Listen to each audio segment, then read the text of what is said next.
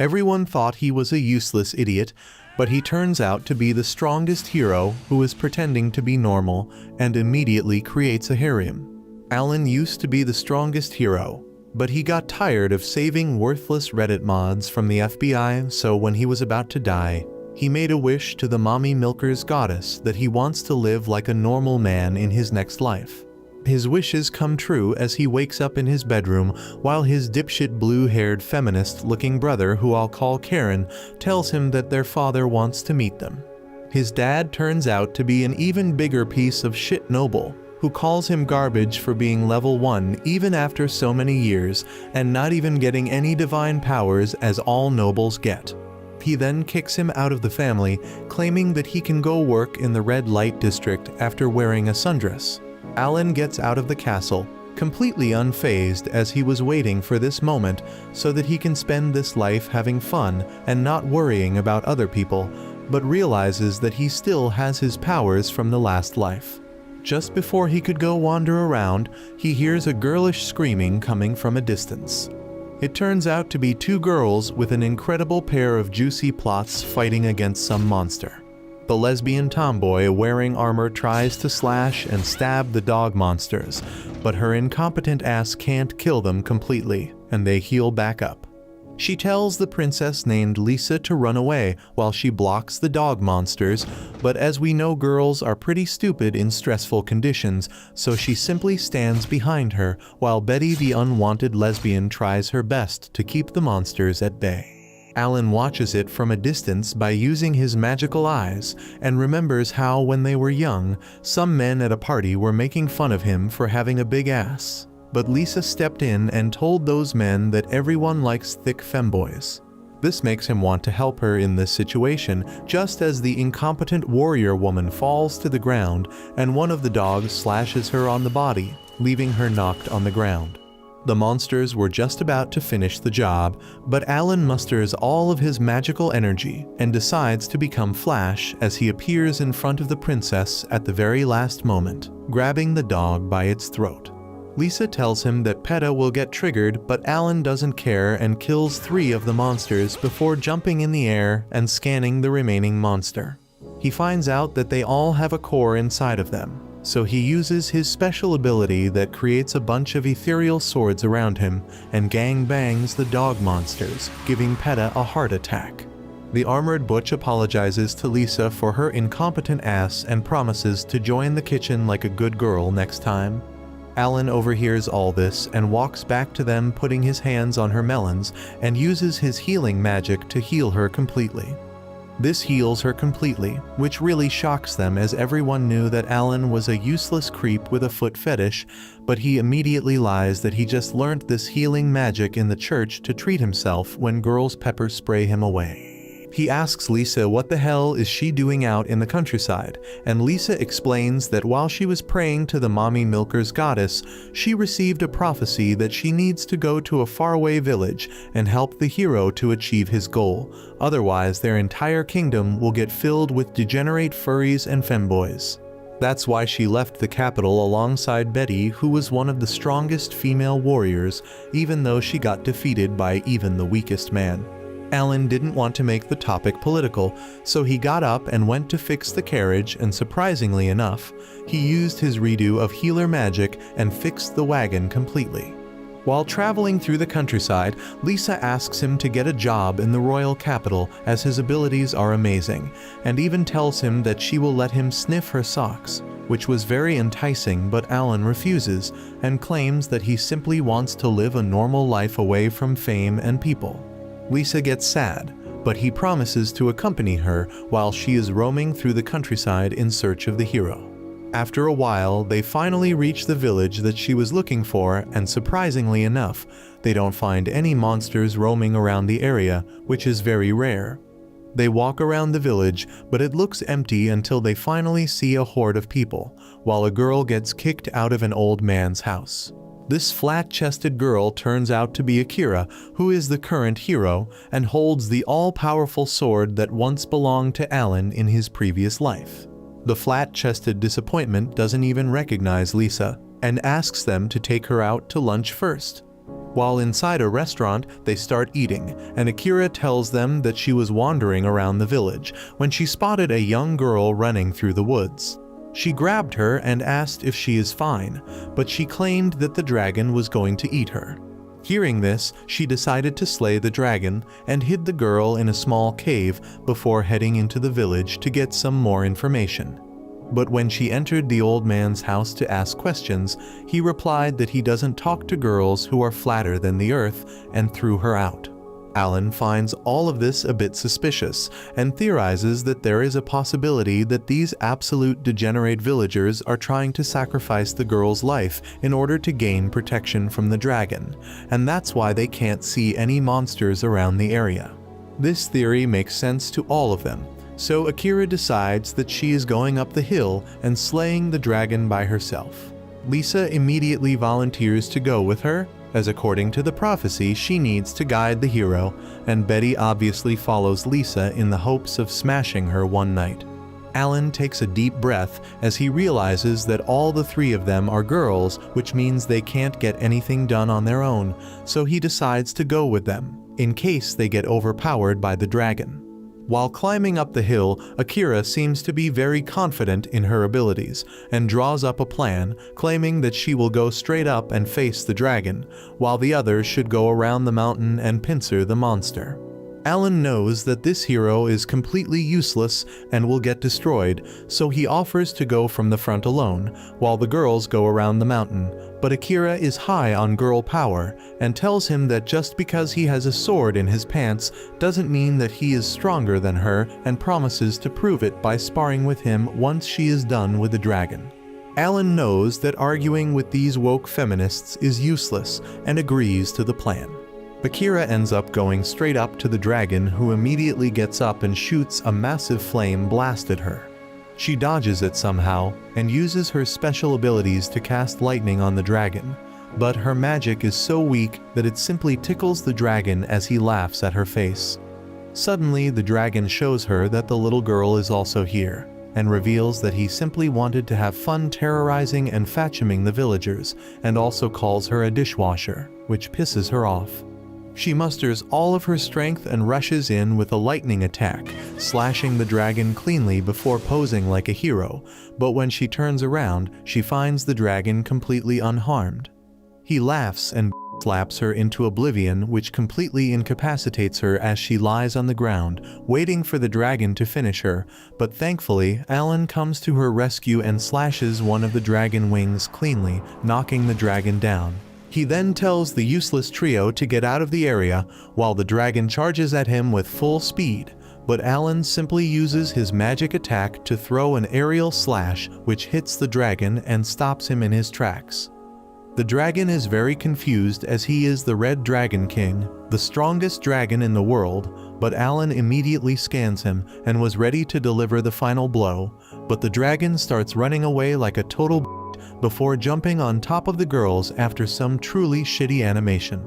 He promises to kill the kitchen workers if he takes a step further, but Alan doesn't give a shit and rushes in with a strike, penetrating the dragon with his sword and busting a nut so fat that it completely destroys the dragon.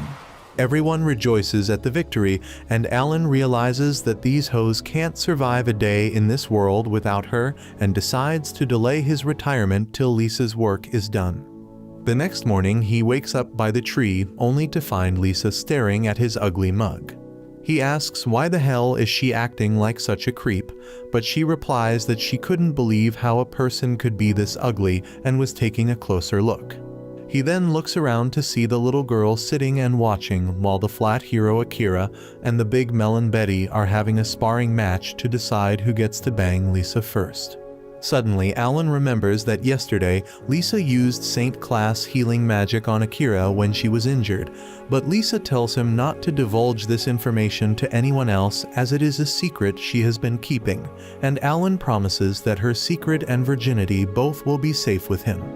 Just then, Akira calls Alan over, claiming that he will have to fight them before he can get a chance to tap that ass. Later that day, they all get ready in the wagon, but Akira decides that she wants to wing it alone and doesn't want to travel in a wagon.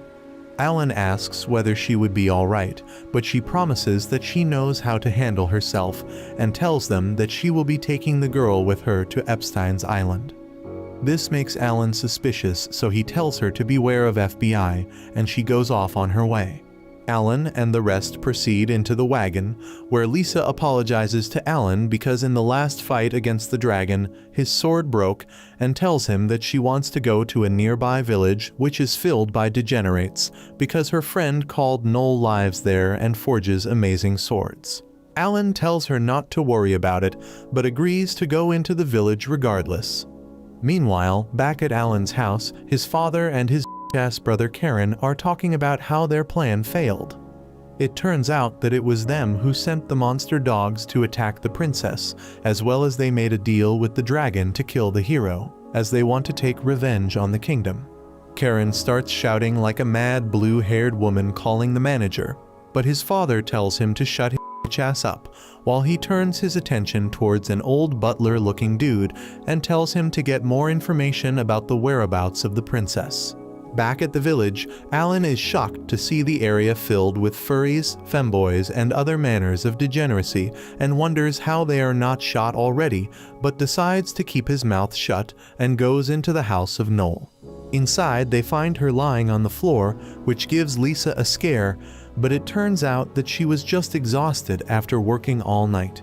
Lisa heals her back up, and afterwards asks her to make a sword for Alan, but she outright refuses, claiming that she has a lot of customers who want the swords in their pants polished at night, and because of that she doesn't have enough time. She then asks what happened to his original sword, which Alan then shows to her. She looks at him with disgust and claims that she can never sleep with, never forge a weapon for a guy who can't take care of it. Lisa tells her to check it once, so she uses her special abilities to see how it broke, and realizes that this sword was used perfectly to its full potential, and only then did it break. This changes her mind, and she agrees to do the job for him, and then kicks all of them out so she can work in peace. After that, the three of them decide to go inside the town to get a lodge to stay at night, but it turns out that a girl wearing a very dumb dress has been spying on them, who turns out to be working for the old butler guy. She tells him about what she saw, but he is confused because there is supposed to be only one useless female guard with Lisa and not another guy. After spending the day in the town, Alan asks whether they want to have a three-way, but they tell him to piss off and go sell the dragon scales that he scavenged at the Adventurers Guild. A bit sad, Alan walks down to the Adventurers Guild and goes over to the counter only to find another furry receptionist. He gives over the dragon scale to her and asks her to trade it for money, but this thought has never seen a red dragon scale in her life and starts shouting like crazy. This attracts the attention of the old butler alongside the lowly, who go up to Alan, and the butler starts asking how he got the scale. Alan tells him that him and his party had a fight with the Red Dragon King and were able to win it, and that's why he got the scale. The butler uses his skills to check his level and realizes that Alan is a level 1 loser, so he asks whether the hero was in his party. Alan truthfully replies saying that the hero was in their party and together they defeated it. Butler seems to be satisfied by it and wanders outside, where he tells the lowly that the guy is a complete nerd who can't even cut his own steak, let alone kill a dragon, but the lowly is still apprehensive and claims that she feels like he is hiding something. The next morning, Alan and party go back to Noel's place to check up on her, only to find her down on the ground unconscious once again. Lisa helps her back to consciousness while she tells Alan that his sword is ready. Alan picks up the slender blue blade and claims that it definitely is one of the best swords that he has ever seen, and immediately the thirsty elf starts telling him that she wants him to try it outside. Lisa immediately puts a stop to it, forcing Noel to rest before doing anything, but after that they head outside into the forest to try and slay some monsters. On the way they start talking, and Alan, the racist bitch, asks Noel why is she a swordsmith as it is usually done by dwarves. Noel doesn't seem to be that woke and tells him that it is because she lost her family when she was a young elf, and while wandering through the forest, she ended up being saved by a dwarf named Vanessa who was more manly than you. Vanessa then took care of her, but then an unfortunate accident happened and she lost her forever. Before she could explain further, the mother-trucking butler showed up once again with the lowly inside the forest for no reason, and started asking whether he is here to kill monsters, but Alan tells him to stop acting like a stalker, otherwise he will call the FBI, so the butler leaves quickly. Alan goes further and finds some monsters that he easily destroys with his new sword, cutting them to shreds, which seems to be a good enough test for the sword. But this thirsty-ass Noel is still not satisfied, and claims that they should kill some stronger monsters and drags him deeper into the forest. Suddenly, Alan stops and uses his magic eyes before using his sword to slash away the magic barrier in front of him to reveal a giant wolf-tiger abomination that gives Noel some post-traumatic Down syndrome as she realizes that this is the thing which killed Vanessa. So she asks Alan to slay it immediately, while Alan stands there confused, not knowing what the right decision to make is. Noel starts remembering about the past and how she was horribly neglected when she was young. Even though Vanessa took her back to her home, she hardly ever talked or cared for her, and spent most of her time hitting the blade over and over with a sheer sense of determination in each strike. Noel tried to get Vanessa's attention in every way imaginable, as she shouted her name again and again to no avail, and even when she wanted food, she would get no response. This pissed her off a little bit, so she would go and eat whatever she could find in the house, but even after that she would get the silent treatment from Vanessa, who kept beating away at the blade like a clockwork. At last, Noel tries to do something really drastic and picked up a sword before losing her balance and falling over all the other tools, but despite that, Vanessa didn't even look at her once to make sure she is okay. She ended up sleeping at the table, and when the next morning came, Vanessa finally completed her blade at last, and only then did Noel see something resembling a smile on her face. Finally, she snaps back to reality and with tea-filled eyes tells Alan to destroy the creature as he was the one who killed Vanessa. Alan refuses to do anything, as the beast is not trying to harm them. In fact, it is far away from human settlement, peacefully sleeping and minding his own business. Hearing this, Noel grabs the sword out of Alan's hands and with clenched teeth runs towards the beast to land a killing blow, only to be stopped by Alan as he warns her that this will be of no use as the beast has a protective spell around it which doesn't let an attack below a certain level land on it. According to him, they will need a sacred sword if they want to hurt the monster, but Noel tells him that her sword is good enough to be considered a sacred sword. Alan tells her that her sword is nowhere near the level of a sacred sword, and no matter how hard she tries, the blade won't even make a scratch on the beast. After saying that, he starts walking away, telling her that she could do as she pleases. The next evening, he goes back to the town and meets up with Lisa and Betty before telling them the entire story about what just transpired inside the depths of the forest. Lisa is confused about why a great monster would be hiding inside the jungles doing nothing, but Alan claims that he suspects someone intentionally brought the monster in this area as they used a spell around the area which made the beast invisible to naked eye. He then turns towards Lisa and asks her what was the real reason she wanted to come here, as he doubts she will come here just to try and create a sword. Lisa smiles embarrassingly before revealing that he is right, and they came here to investigate the murder of the general of their army. According to her, the general was a very righteous and good man, but one day he was found assassinated inside of his own home, with no signs of any intruders and zero evidence apart from the fact that the killer took the general's head with him, leaving the body behind. Betty suspects that this was the work of a demon, as no human possesses this skill, but they have no idea why a demon would go out of its way to kill the general so secretively. Meanwhile, inside the forest, the lowly checks up on the monstrous wolf, but is confused how can a normal human being like Alan destroy the invisibility barrier she put so easily. She then heads back to the town to meet up with the butler and gives him the report. The butler claims that this town is boring and he wants to leave, so he tells the lowly to go and kill the princess as well as the elf Noel, which surprises the girl. The butler notices it and walks back to her, telling her that she has no choice as a slave collar appears on her neck. That night, Noel starts working on the blade once again after Alan gave her a bunch of information about what the problems are with the blade, and this time she was determined to produce a blade that could be rivaled by none. She keeps hitting the blade just like Vanessa did, but ends up getting exhausted and sleeps right where she was. In her dreams, she again witnesses the events that transpired that horrific day when their home was attacked by the monstrous wolf alongside the butler who wanted to remove Vanessa from the earth just because she was trying to make swords that could rival the sacred treasures. The wolf shoves her through the house as she slides back but manages to stabilize herself before rushing in for an attack, but to her surprise, the moment her blade touched the wolf, it shattered into thousands of places while the wolf tore her apart with her sharp teeth. With blood pouring down his teeth, the monster turns around to finish Noel, but suddenly a huge bolt of lightning shocks him and the hero presents herself in front of Noel. The wolf doesn't really care and tries to attack her, but she shocks the monster once again, which it shakes off as if it was nothing before attacking again. The hero counterattacks and manages to slash the monster across the face thanks to her sacred sword, which scares the butler enough that he decides to run from the scene. The hero apologizes for not being able to save Vanessa, but Noel is distraught because even after Vanessa put all her hard work in that blade, it simply shattered on impact.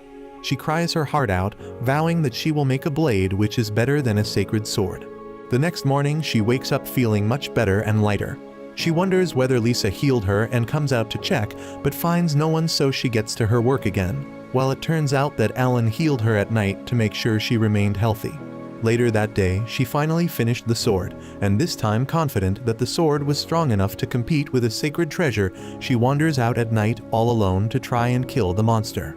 She finds the wolf still sleeping and tries to spring up on it, but the wolf senses her and hits her away into a tree. She barely manages to stand up after that when the butler appears, commending her for her durability, as most people die when hit by the wolf. She once again rushes towards the monster, but with the power of bad animation, the wolf manages to dodge and kicks her in the back. The butler tells her to say her last prayers, but just as the monster was going to kill her, Alan appears in the middle and slashes the wolf away. The butler laughs and tells Alan that this was his plan, as it turns out that the lowly was entering the princess's chamber to finish her in her sleep, but finds her bed empty. Immediately, Betty and Lisa call her out from behind, as thanks to the barriers put by Alan, they can see through invisibility spell. The lowly immediately tries to attack, but Betty intercepts her and after a bit of back and forth, pushes her back. She was about to land the finishing blow, but the princess stops her, and using this to her advantage, the lowly hits Betty on the head and grabs Lisa's arm, but stops right before killing her. The princess realizes that this girl is being forced to fight when Betty hits her on the head and knocks her out cold. Meanwhile, the butler orders the wolf to kill both Noel as well as Alan, but unlike what happened with Vanessa when the wolf attacked Alan, he was able to slice through him without his sword breaking. The wolf dies immediately, and fearing for his life, the cowardly butler immediately runs away. Alan carries Noel back to the city where he meets up with Lisa, and they head up to interrogate the lowly. They end up learning that she was enslaved when the butler raided her village and killed everyone, so she had no choice but to work for him as she has no home. This reminds Noel of her own childhood, and similar to how Vanessa took her back home, she walks up to the lowly and frees her from her bounds, claiming that she will take the lowly back to her place and that they can live together in her home. This makes her really happy and she starts crying, which solves most of the problems, but Alan is still not done and wants to finish the butler forever. He goes out inside the forest alone once again and uses his special attacks to try and find the butler, but it turns out that while he was hiding behind the mountains, a demon ended up finding him and killed him before leaving the place. It turns out that the orders to kill the butler were given by none other than Alan's father himself, who has hired the demon and is also responsible for killing the general of the kingdom. He tells the demon that he wants to finish the hero as well as the princess, but his son jumps in between, telling his dad that he wants to deal with the princess's party personally. Meanwhile, Alan and his party are at Noel's workshop. They have been trying to find some leads about the murderers of the general, but no clue has been found till now. Noel suddenly gives Alan an idea, reciting a story about a certain village nearby where a ghost wearing silver armor appears at night and haunts the graveyard. Betty freaks out on hearing this story because she is terrified of ghosts like a 5-year-old, and while everyone is busy teasing her about it, Lisa decides to investigate the ghost story. Alan also agrees because demons may know how to raise people from the dead, and they can find some clues if this story is true. So, that evening, Alan and his party go to the village and find the people there hard at work, preparing for Halloween. Lisa asks the villagers if they have seen a man wearing silver armor around these parts. They have never seen anything like that, and Lisa is disappointed by their answer. Alan says that they should check out the village graveyard too, because Noel mentioned that clearly in her story. They find the graveyard empty, but Betty is fully alert, and as she hears the rustling of leaves, she immediately turns back. She was anticipating an enemy, but all she finds is a man with completely white eyes. They do not suspect anything and follow the man as he leads them to the village chief's house. They meet the village chief, who denies any sighting of a ghost wearing silver armor in this area. However, as a consolation, he invites Lisa and others to stay over for 2 days and witness the festival tomorrow. Alan takes up his offer instantly, and the village chief arranges for their accommodation. As Lisa sleeps in her room, she dreams about her childhood. She sees her uncle, who was a knight and her bodyguard. She was very fond of him, and he too adored her. Suddenly, her sleep is disturbed by the creaking of floorboards, and she goes outside to see if anything is happening. As Lisa takes a look outside the window, she is shocked to see a knight in silver armor that bears an uncanny similarity to her uncle. The knight begins walking away, and Lisa chases after him, eventually ending up in the cemetery. The knight vanishes, and then suddenly, zombies pop out of the ground.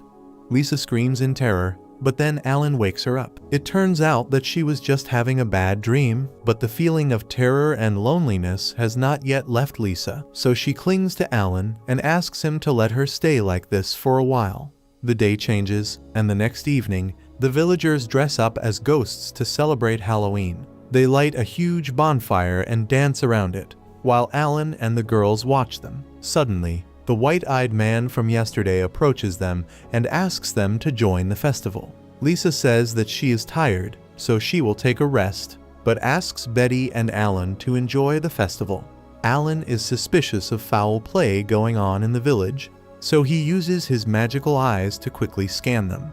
He then accepts Lisa's order and runs towards the dancing villagers. Just as Lisa is left alone, a strange smoke streak passes in front of her, and she suddenly hears the voice of her uncle. She turns around and sees him behind a crowd of masked villagers, so she eagerly runs towards him. She keeps pushing through the villagers as the night walks into the darkness. Eventually, Lisa reaches the dark forest, and the mysterious smoke becomes even more dense around her.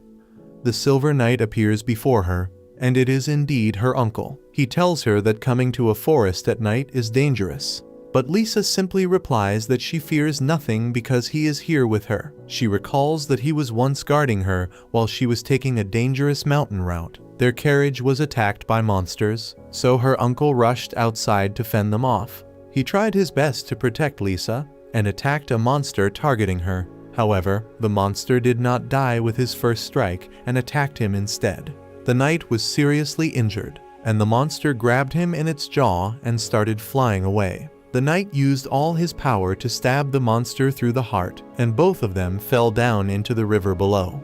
That was the last time Lisa saw him, and because the search party never found him, she believed that he was alive somewhere. Now, she asks him where he was all this time, and the knight replies that he had been burning with hatred for the royal family while hiding and plotting his vengeance.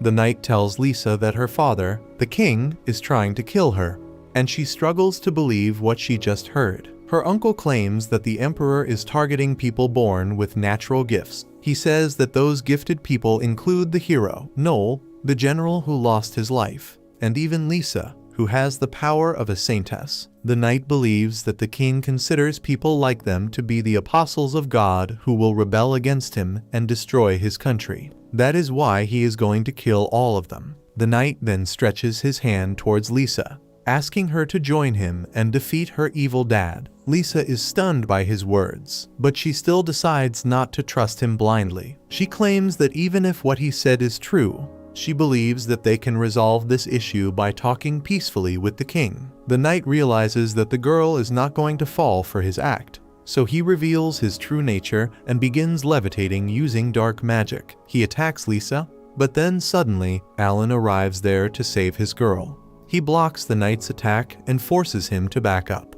Alan reveals that he has been keeping an eye on Lisa all this time, and he knows that the knight is being controlled by a demon right now. He uses his magic powers and breaks the spell cast on the knight's body to free him from the demon's control. Lisa is worried about her uncle, but he gets up and tells her that her worries are wasted on him because he is already dead. He thanks Alan for freeing him from the spell that forced him to attack his own niece. He reveals that whatever he told Lisa about the king trying to kill her was a lie. The knight then asks Alan to take care of Lisa for her, and he promises that he will keep her safe. The knight is glad to hear that, and then he makes his last request to Alan and challenges him to spar with him once. Alan graciously accepts the challenge, and the knight rushes towards him first. Alan blocks his first attack, and then the two men exchange blows while displaying their swordsmanship skills. As Lisa sees them, she recalls how her uncle once promised to protect her from every danger in the world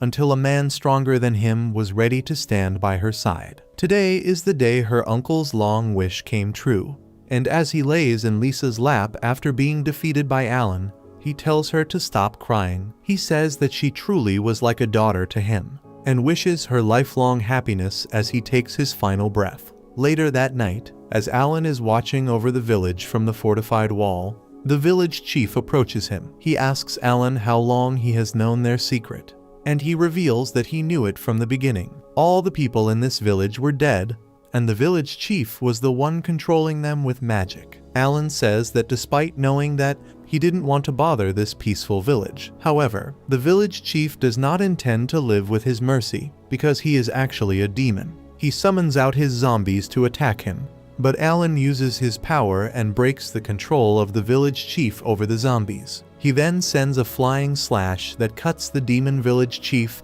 and all his zombies into two. They disintegrate, and the village chief leaves behind a magic core. The next day, as they resume their journey, Alan analyzes the magic core and finds the powers of his younger brother in it. He believes that his younger brother was behind the reanimation of Lisa's uncle, as well as the death of the general. However, Lisa suddenly gets a message from a soldier, who tells her that the general who was supposed to be dead has suddenly returned to them, and no one can believe this news. On the other hand, Alan's younger brother, Brett, is dreaming about the day everything went downhill. It was the day his mother died, and his dad lost his heart and all the faith he had in the world. He became a bitter and resentful man who looked at his sons with disgust and disdain. Brett was too young to understand what his dad was going through, and got scorned by him often. The servants talked about how Brett only played around despite the loss of his mother. Brett took out that resentment on Alan and blamed him for looking down on him, just like their dad. He suddenly wakes up in a cold sweat and punches his pillow in frustration over the dream. Soon, he goes to greet his father, who laughs maniacally as he reads a letter. The letter in his hand burns as he declares that it is time to start their revenge on this kingdom and on the gods themselves. Aghast by his father's reaction, Brett thinks that he is the only one suitable to lead this family. Meanwhile, rumors about the dead general returning to life start circulating in the city. Not only that, the revived general seems to have joined the rebellion against the king and is trying to convince the citizens to join his side.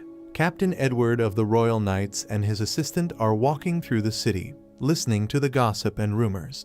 The assistant believes that the rumors were unavoidable, but they are spreading suspiciously fast. Edward also believes that someone is trying to spread the rumors deliberately, and his assistant asks him what he thinks about the general returning to life. He replies that it doesn't matter if the general is an imposter or a ghost. They enter an alley, where a tall, hooded figure suddenly appears before them. Both the knights get ready to fight, but the man partially removes his hood to reveal that he is the archbishop of the church. Edward asks him what he is doing here in a dangerous place like this alone, and the archbishop replies that he wants to talk to him in secret and invites him to come with him. Edward accepts his invitation, despite the suspicions of his assistant. He claims that he is not going to fight a battle, and this is simply a trip to gather information. He leaves with the Archbishop, but his assistant still cannot get over the uneasy feeling. The Archbishop leads Edward to the Knights' training grounds and then immediately dips. Edward is left all alone in the training area when suddenly someone attacks him from behind. He senses the attacker's bloodlust in time and stops his attack, only to find that it is his old friend and Alan's dad, Craig. Edward repels him, and they exchange some greetings, talking about how they have not changed at all in so many years. Edward remarks that he has not seen Craig since his wife's funeral and asks him why he is suddenly here. Craig laughs while calling him a fool. He reveals that the Archbishop is already under their control and attacks Edward, who has not understood what is going on just yet, and Craig declares that he no longer has any need for this world. In another location, Brett is traveling by carriage to execute their plans. However, the only thing on his mind are the memories of his mother's death. He was unable to grasp the concept of death at that time and asked Alan why their mother was not waking up. Alan simply told him that all people die one day and comforted him by holding his hand. That time, their relationship was not so bad, and Brett used to visit him when he couldn't sleep at night. He asked Alan if he was a failure because their dad had called him a failure earlier. Alan tried to convince Brett that he was not a failure and that he should not pay any attention to the people judging his worth without giving him a chance. However, he could only cry because he couldn't believe his brother's words over his dad's and ran away from Alan. Soon, he began showing growth, and their father recognized him and started treating Alan as a failure instead.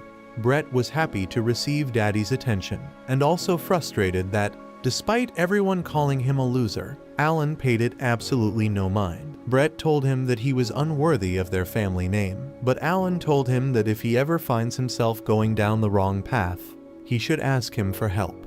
Brett is brought out of his nostalgia ride when a mysterious figure appears in front of him. The mystery man informs him that their preparations are complete and asks Brett to report things on his end. He replies that he has used his gift to control the Archbishop and lure Edward out. The mystery man thinks that Edward is a troublesome opponent because he can nullify any gift within a 1-meter radius, and that is why he is considered invincible on the battlefield. Brett claims that his dad is already dealing with Edward, so they don't need to worry about him. He reminds the mystery man that his side has been producing constant failures and asks if they will succeed this time, which enrages the man. Suddenly, his partner teleports right next to him and reports that the hero has appeared.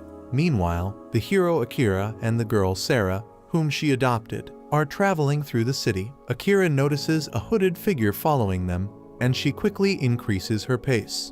Once she reaches an isolated area, she tells her stalkers to come out of hiding, and 4 hooded men appear around her and declare that they will kill her. Akira doesn't think they are capable of doing that, and the attackers agree. However, they activated a spell that they had placed on Sarah and all the people in her village, turning her into a living bomb. As Akira tries to comfort the girl, the hooded men charge up their fireballs, and their leader declares that as soon as the fireballs hit the girl, her life energy will be used as fuel, and she will explode. They ask Akira if she will die with the girl or abandon her to save her life. Akira is in doubt. On the other hand, Edward's assistant has brought some knights along with him to look after their captain, when suddenly, one of the hooded figures appears before them. The assistant forbids the knights from attacking because he can tell that the mysterious stranger is much stronger than them. However, he declares that he is not here to harm them and offers to tell them the truth about the world. In the main city, the Archbishop and the revived General, Cyril, suddenly appear before the public. They are being manipulated by Brett using his special ability. General Cyril first apologizes to the people for the confusion and panic the information about him has caused. Then he immediately moves on to his agenda and says that he will tell them the truth about this world now. The Archbishop comes forward and says that the gods are lying to them. He claims that the gifts everyone receives are not divine blessings, confusing the people. Cyril asks them to think about it. He stresses that everyone's life is directed by the gifts they receive, yet many people do not receive the gifts they truly want or deserve. The Archbishop declares that the gods are using gifts to control humans like puppets, but there is a way to escape from being their slaves. He tells everyone that if they give up their gifts, they will be free of the control of the gods and become the masters of their destinies. The people don't believe what they hear, so General Cyril says that they have someone who can answer their doubts for them. With that, Brett makes his entry and tells everyone to look behind them. They find a giant dog-like monster there and freak out upon seeing it. Brett tells them not to worry, as the monster has been artificially created by them to help them with various tasks. Cyril says that a single monster is equal to 10,000 soldiers, and it has no weakness. Everyone believes the general's words, but believes that despite its abilities, the artificial creature cannot replace everyone's gifts. Brett says that his ability comes into play now, and the Archbishop claims that it can bring forth the true latent abilities of an individual. And even if they give up their gifts, they can become much stronger with its help. He assures that the abilities will be something that they have developed with their own will and will lead the world into a new era of prosperity. The people start believing them now, but wonder what will happen once Brett passes away. He was also waiting for that question, and he summoned one of his hooded companions to answer it. He declares that once he passes away, his friends will help the people by giving up their gifts and embracing their hidden potential. The mysterious figure removes his hood to reveal that it is actually a demon. The crowd panics upon seeing it, but Brent assures them that he has successfully established a friendly relationship with demons. He declares that the demons were the ones who informed them about the truth about gifts, and they are the ones who can help them get rid of them. He tells everyone that they don't need gifts to live good lives, and they cheer as they accept his words as truth. Meanwhile, the battle between Edward and Craig is coming to an end. With the Knight Captain on the losing side, he is certain that he has nullified Craig's gift, but he is too powerful even without it. He suddenly realizes that the source of his strength is not his gift, but his level, which Craig affirms. He declares that by leveling up, one can transcend the limits of being a human and obtain the strength to even kill gods. Edward is soon disarmed and brought to his knees, and Craig points his sword at him when suddenly, a hooded person enters the arena. Craig asks him if he has defeated the hero, but the person attacks him instead, before revealing that it is the hero Akira herself. When the demons attacked her earlier, instead of exploding, Sarah emitted a protective barrier, giving Akira the chance to finish the demons. She recalled that Alan had overwritten the curse spell on Sarah before they parted. Meanwhile, Edward's assistant also refuses the teachings that the hooded demon gave him and says that even if gifts are being used to control them, they protect the kingdom as its knights of their own will. He and his men draw their swords, but the demon simply vanishes and begins hunting down the knights one by one. Even the assistant is injured, but he is still not ready to give up on his knightly ideals just yet. Suddenly, the female knight Betty arrives there to back him up.